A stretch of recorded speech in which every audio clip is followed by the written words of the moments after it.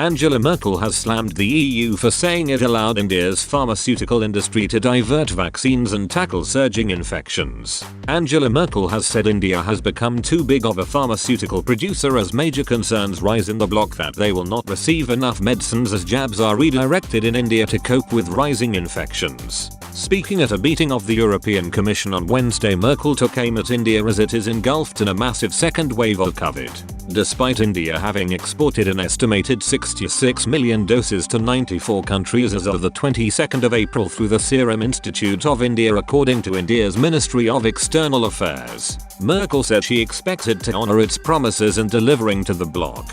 She also branded the EU has not treated its pharmaceutical industry so well over the years. The German Chancellor said, "Since we have a situation in India because of the dramatic pandemic situation over there, we are concerned whether they can export pharmaceutical products to us." Merkel went on to explain that Europe is now in a risky position with its vaccine production, which relies heavily on India, one of the world's largest vaccine producers, who have now been forced to divert vaccines to tackle their own rising infections. He added, "India has become a major pharmaceutical producer. The truth is, we haven't treated our pharmaceutical industry so well for many years. I am glad that we still have pharmaceutical production in Belgium, Holland, Germany." India exported an estimated $229 million worth of pharmaceutical products to Germany alone in 2019 and is a major hub of vaccines used by Germany. Merkel added, "From the European side, in the expectation that this should then also be complied with, we expect it to honor its promises, and if it can't,